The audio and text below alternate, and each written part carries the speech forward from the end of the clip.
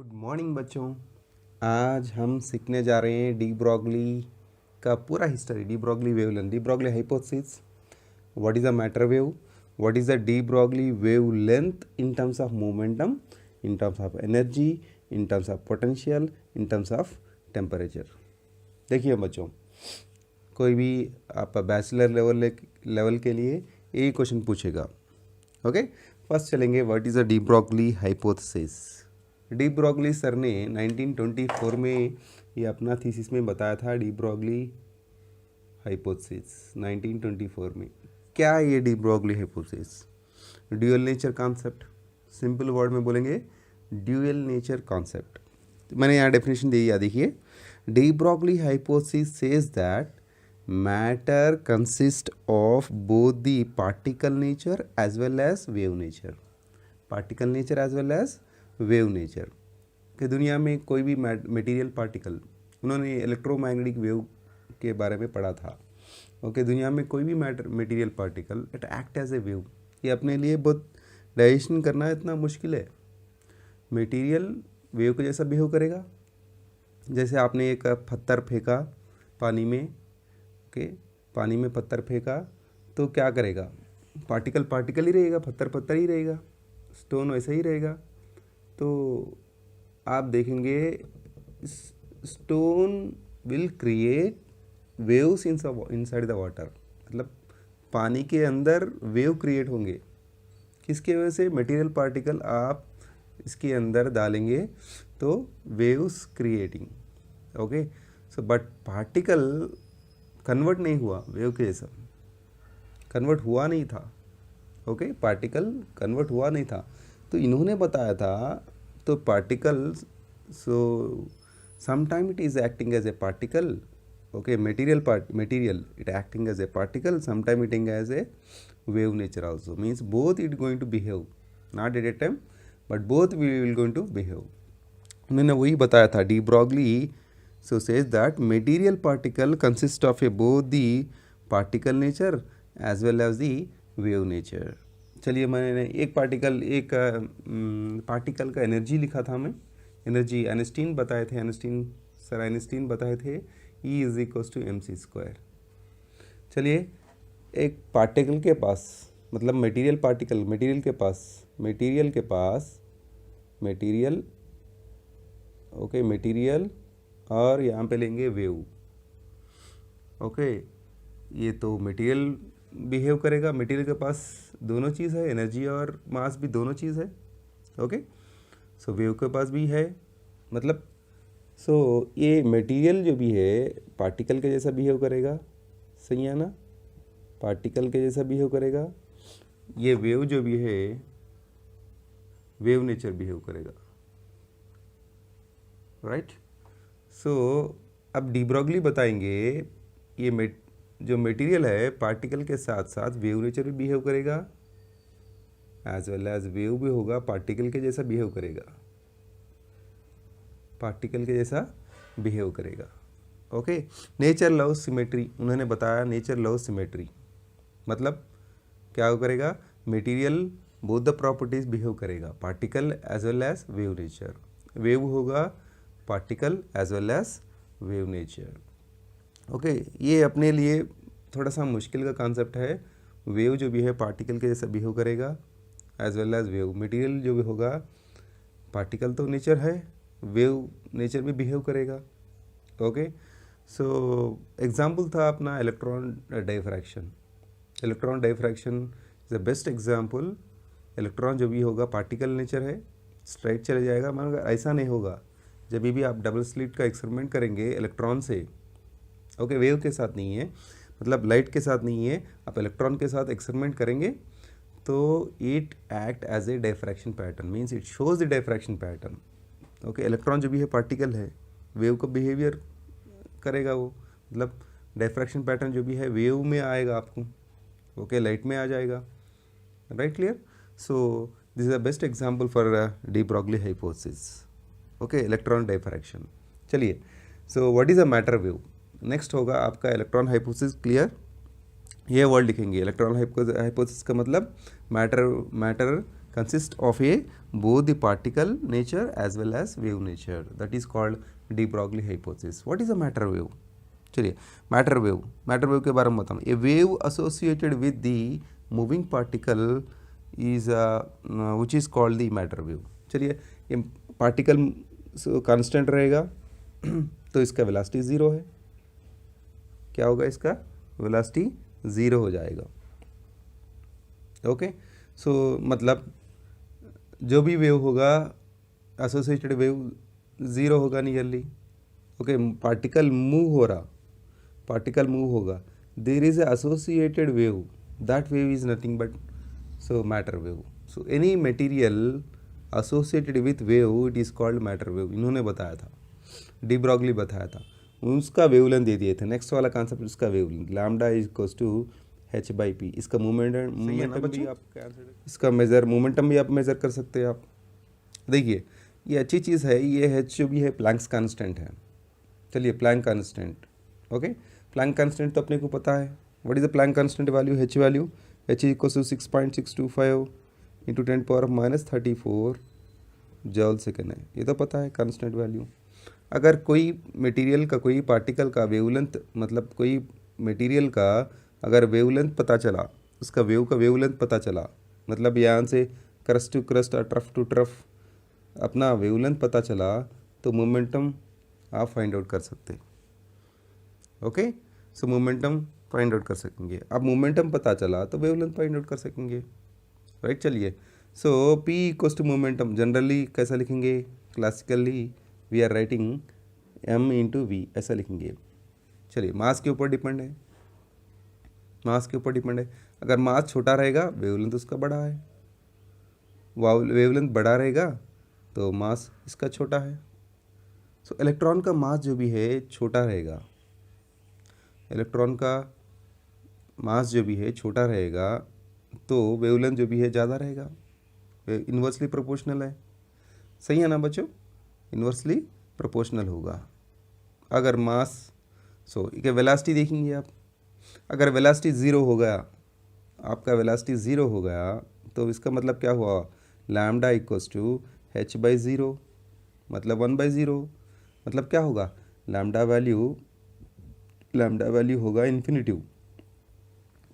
कभी भी lambda wavelength मतलब वेव कैसा होगा? जब रेस्ट पार्टिकल के लिए जब रेस्ट रहेगा पार्टिकल उसका वेवलेंथ जो भी होगा इन्फिनिटिव रहेगा. मतलब क्या होगा? ये था अपना वेव, इसको बोलेंगे आप वेवलेंथ.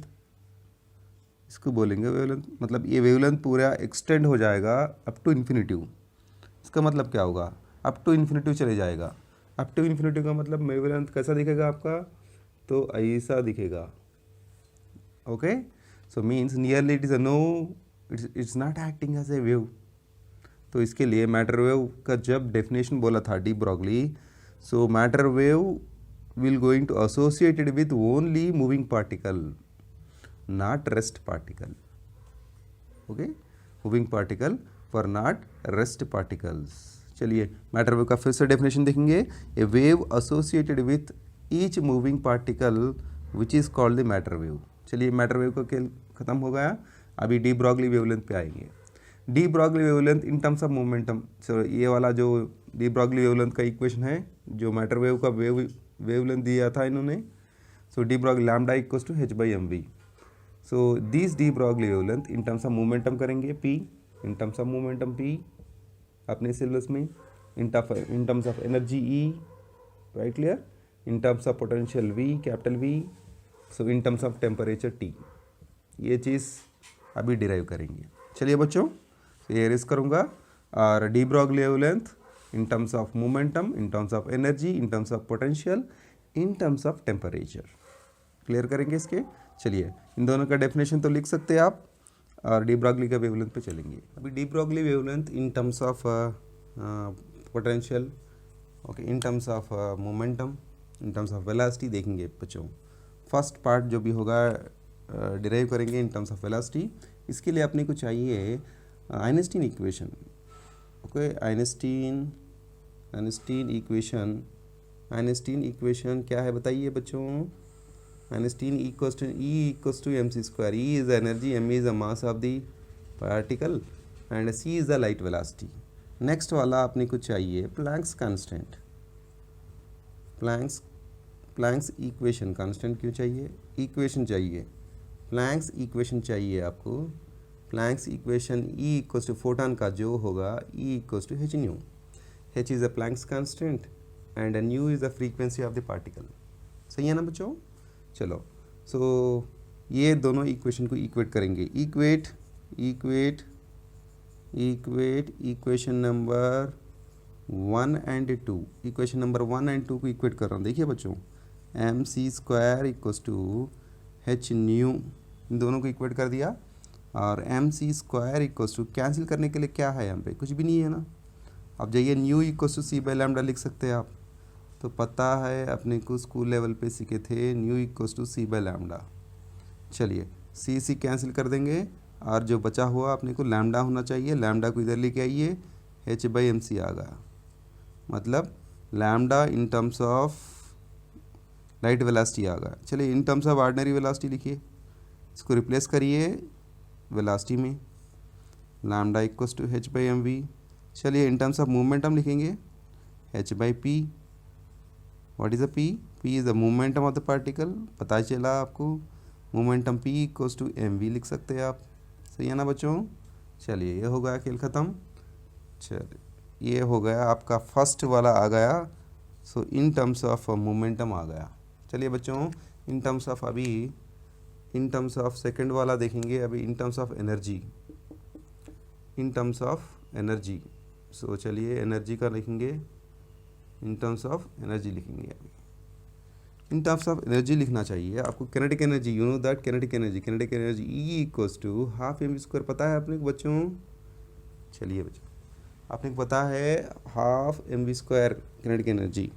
आर कुछ करेंगे इसको इन टर्म्स ऑफ मेरे को एम वी चाहिए। ये क्वेश्चन देखिए, एम वी हो रहा है, एम वी होना है आपको। सो दोनों साइड मैंने क्या करा, सो एम से मल्टीप्लाई करा, तो एम स्क्वायर वी स्क्वायर दोनों साइड, मतलब दोनों साइड एम से मल्टीप्लाई करा तो स्क्वायर होगा। यहाँ पे मेरे को चाहिए एम वी, तो पूरे इधर लेके आएंगे, पहले 2 वैल्यू इधर लेके आएंगे, और जो भी है एम वी को जो भी है स्क्वायर लिखेंगे, होल स्क्वायर लिख सकते हैं ना बच्चों, M square V square whole square. Root 2 को इधर लेके आएंगे, रूट हो जाएगा 2me is equals to M V. चलिए ये वाला इक्वेशन मैंने कंसिडर करा, इक्वेशन नंबर 1 कंसिडर करा। ओके ये वाला इक्वेशन मैंने इक्वेशन 2 कंसिडर करा, सॉरी इक्वेशन 3 और इक्वेशन 4 कंसिडर करा। ऑलरेडी 1 2 हो गया। So substitute equation number 4 in equation number 3। Substitute equation number 4 in 3। 4 in 3 देखिए बच्चों, lambda equals to H by under root of 2me आ गया। इन टर्म्स ऑफ एनर्जी आ गया, m is the mass of the particular particle, h is the Planck's constant पता है आपको 6.625 into 10⁻34 joule second. चलो बच्चों पता है ये वैल्यू, राइट क्लियर। सो ये वाला कांस्टेंट है अपने को पता है। मास ऑफ द पार्टिकल, इलेक्ट्रॉन का लेंगे, मास ऑफ द इलेक्ट्रॉन ले लीजिए, प्रोटॉन का ले लीजिए, नहीं न्यूट्रॉन का ले लीजिए, नहीं अदर पार्टिकल कौन सा भी देगा तो उसका मास ले लीजिए, और एनर्जी दे देगा आपको। लैम्डा फाइंड आउट करना है, इजी न्यूमेरिकल है अपने लिए, इजी न्यूमेरिकल है। चलिए बच्चों नेक्स्ट आएंगे आप थर्ड वाला जो भी होगा इन terms of potential, in terms of potential ले लेंगे आप। चलिए बच्चों पोटेंशियल करेंगे आप इन टर्म्स ऑफ पोटेंशियल। अगर इन टर्म्स ऑफ पोटेंशियल आप कर रहे हैं तो क्या करेंगे अभी, सो मैंने इलेक्ट्रॉन को घुमा दिया पोटेंशियल में, तो मेरे को एनर्जी मिल गया E equals to E V मिल गया। ओके सो किनेटिक एनर्जी पता है आपको, E equals to half M V square. चलिए बच्चों दोनों को इक्वेट करिए, half M V square equals to, so E into V, मैंने दोनों साइड मल्टीप्लाई करा एम से, तो M square V square equals to M E V. Same procedure करेंगे, so M V whole square equals to 2me we हो गया। Potential v है जो भी है पोटेंशियल है, एम वी मिलेगा आपको under root of 2me V. इसका शॉर्टकट बताऊंगा। ओके तो सब्स्टिट्यूट ये वाला इक्वेशन को लगाएंगे आप, जो 1 2 3 4 होगा, हाँ इक्वेशन नंबर 5 होगा। Substitute equation number 5, substitute equation number 5 किस में लगाएंगे अभी, इक्वेशन नंबर 3 में लगाएंगे, इन इक्वेशन नंबर 3 सो क्या मिलेगा आपको, lambda equals to h by under root of 2 बच्चों देखिए आ गया in terms of potential. h is the Planck constant, m is the mass of the particle, okay, e is the charge of the electron 1.6 × 10⁻⁻19 पता है अपने Coulomb's पता है, so numerical कर सकेंगे आप। चलिए बच्चों आप ये e निकाल के इधर भी लगा देंगे तो यही इक्वेशन आ जाएगा शॉर्टकट। चलिए बच्चों फोर्थ वाला जो होगा आपका इन terms of temperature, so in terms of temperature, so temperature पे लिखेंगे आप इन टर्म्स ऑफ टेम्परेचर। देखिए बच्चों इन टर्म्स ऑफ टेम्परेचर आना चाहिए आपको। इन टर्म्स ऑफ टेम्परेचर मैंने न्यूट्रॉन निकाला तो थर्मल इक्विलिब्रियम पे लगा दिया तो मेरे को आ गया आपका ये एनर्जी जो भी है इन terms of temperature 3/2 kBT। KB जो भी है बोल्ट्जमान कांस्टेंट है, T इज एब्सोल्यूट टेम्परेचर है अपने पास। T क्या है बच्चों, एब्सोल्यूट टेम्परेचर है, KB इज बोल्ट्जमान कांस्टेंट है। चलिए ये निकाल के इधर भी लगा देंगे तो आ जाएगा आपको, इधर भी लगाएंगे अपना नहीं अपना regular procedure E equals to half mv² पता है तो दोनों को इक्वेट कर देंगे, दोनों को इक्वेट कर दिए बच्चों तो क्या मिलेगा आप लोगों को, कर दीजिए। So half mv² is equals to 3/2 kBT, Boltzmann constant है ये तो आपको मुश्किल दिख रहा है kBT तो kB निकाल दीजिए, kT में बताइए कोई बात नहीं है, हाफ हाफ कैंसिल होगा, दोनों स्क्वायर मैंने इक्वेशन m² मल्टीप्लाई करा तो मेरे को क्या मिला, सो m मिल गया, सो ओके 2 भी चले गया, चलिए 2 भी चले गया, आपके पास 3 kTm मिल गया, so m² v² is equals to 3 kTm मिल गया आपको। चलिए mv निकालेंगे आपको अंडर रूट ऑफ 3 kTm मिल गया आपको, हो गया ना बच्चों। तो इक्वेशन नंबर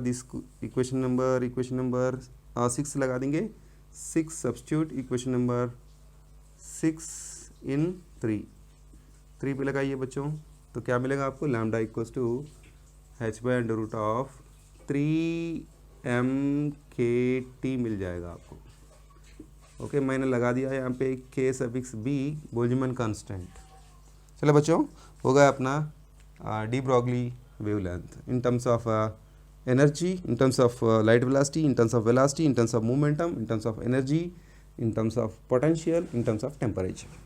चलिए आपने ये क्वेश्चन में सीखा था what is a de Broglie hypothesis दे दिया मैंने, what is a matter wave दे दिया, okay what is a matter wave wavelength that is nothing but de Broglie wavelength, okay, in terms of light velocity, in terms of velocity, in terms of momentum, in terms of energy, in terms of potential, in terms of temperature।